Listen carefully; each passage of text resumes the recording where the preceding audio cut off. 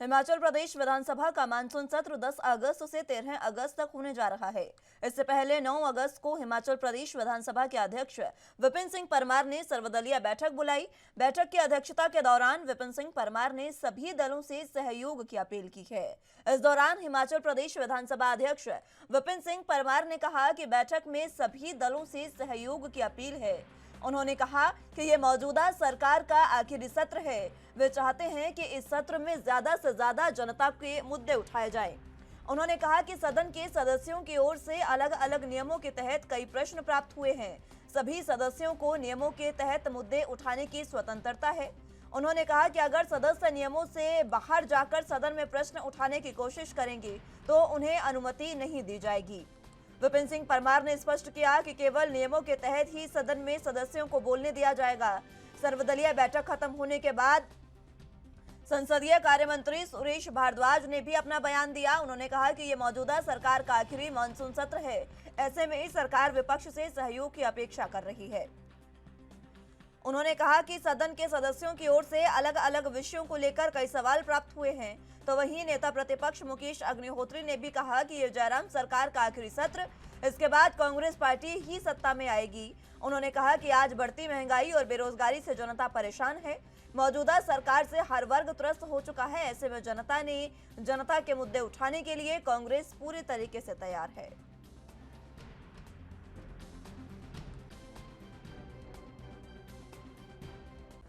सत्र कल 11 बजे से शुरू हो रहा है और ये 13 तारीख तक चलेगा, जिसमें कुल बैठकें 4 हैं। कुल मिलाकर के इस सर्वदलीय बैठक में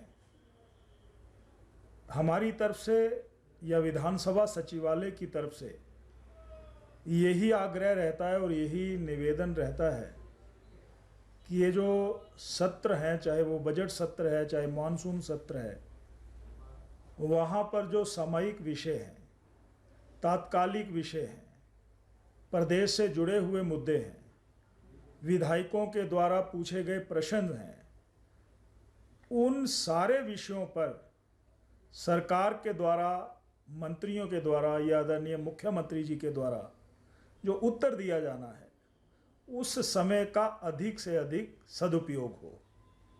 इस हाउस के समय का भी और प्रदेश के जनता के लोगों के प्रश्नों का भी, जो माननीय विधायक यहाँ पर पूछते हैं, यही मैंने कुल मिलाकर के सभी नेताओं से आग्रह किया है कि इस सत्र को, इस सेशन को चलाने के लिए मुझे पूरे हाउस के सहयोग की बहुत ज़रूरत है।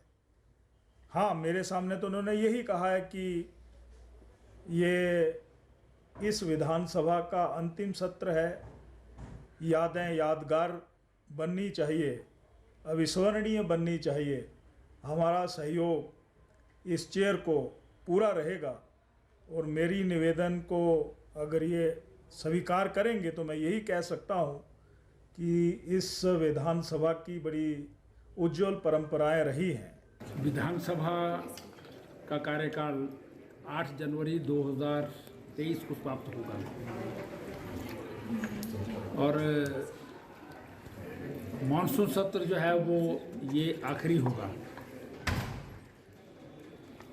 जब तक चुनाव घोषित नहीं होते तब तक सत्र दोबारा भी हो सकता है, इसलिए मैं इसे अंतिम सत्र नहीं कहूँगा।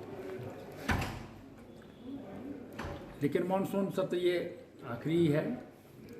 बजट सत्र इससे पूर्व जो है वो हुआ था। इसमें 4 दिन का जो है ये सत्र होगा, जिसमें एक दिन प्राइवेट मेंबर्स डे है 11 तारीख को, जो उसमें प्राइवेट मेंबर्स जो हैं वो अपने संकल्प भेजते हैं, उन पर चर्चा होती है। एक संकल्प पिछले सेशन का बचा है, उस पर जो है वो पहले चर्चा होगी, फिर अगले संकल्प आएंगे। इसमें जो है वो प्रश्नकाल भी रहेंगे और बहुत सारे लोगों ने जो है वो चर्चा के लिए सूचनाएं दे रखी हैं। प्रदेश की स्वास्थ्य सेवाओं के बारे में जो है वो एक सूचना है 130 के अंतर्गत। आप बताइए कि डिफेंसिव किस बात का? जनता के मुद्दे उठाने के लिए सेशन हो रहा है और जनता की मांग के अनुरूप जो है विपक्ष का बिहेवियर होता है। जब हाहाकार मचा हुआ है तो अंदर डिफेंसिव किस बात का?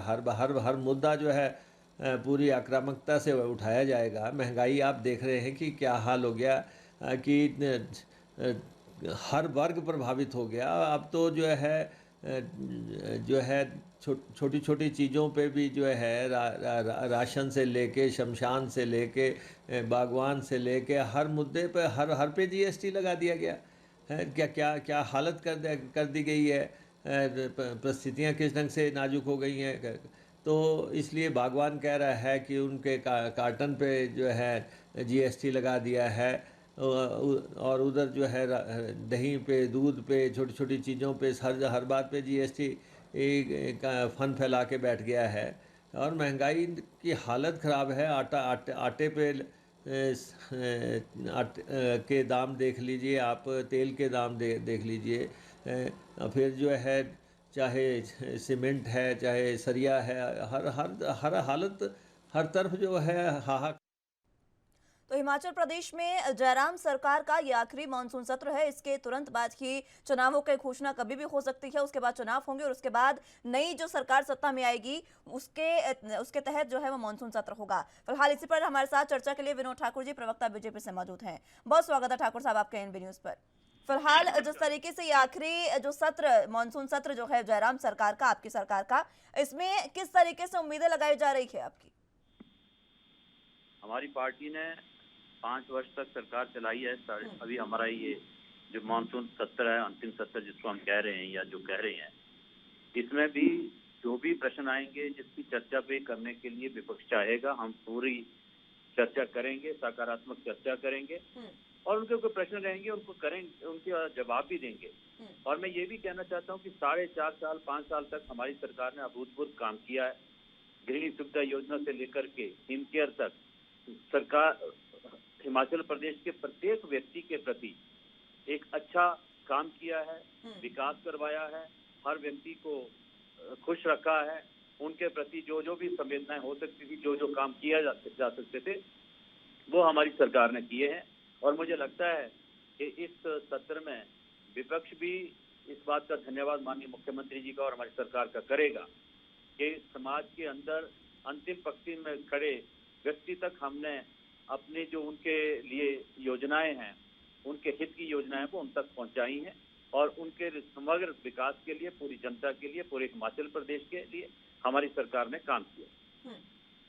लेकिन ठाकुर साहब, आपने कहा, आप कह रहे हैं कि सरकार ने हमारे जनता के लिए काम किया, लेकिन कांग्रेस का ये सीधे तौर पर आरोप है, कांग्रेस विपक्ष कह रहा है कि जिस तरीके से महंगाई बढ़ी है और डेयरी प्रोडक्ट्स पर भी जो आम चीजों पर जीएसटी लगाया गया, उसका विरोध इस समय विपक्ष कह रहा है कि वो सदन में करेगा इस बार।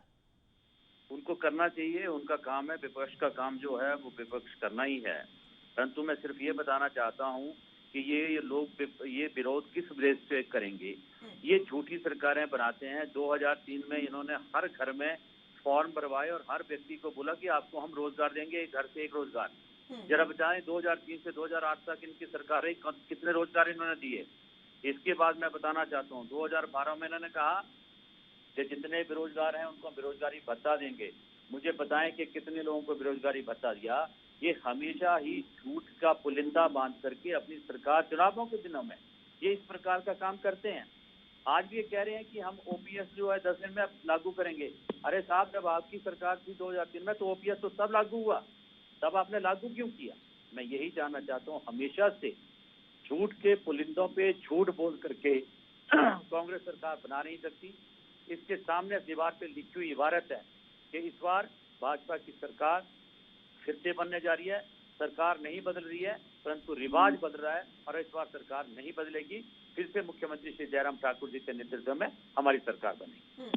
सदन की बात करें तो विकास को लेकर कौन से मुद्दे इस बार आपकी ओर से रखे जाने वाले हैं और कौन से विधेयक पास होने वाले हैं? देखिए, ये तो जो भी कार्यसूची होगी विधानसभा की, उसके बारे में विधानसभा के लोग उसके बारे में बता पाएंगे। परंतु मुझे ये लगता है कि जो और भी अन्य कोई भी जो महत्वपूर्ण चीजें हमारी रही होंगी, तो वैसे तो हमने सारा प्रयास किया है, पूरी सरकार ने काम किया है। कोई रही होंगी तो उनके बारे में भी देख लाए जाएंगे और उनके बारे में चर्चा होगी।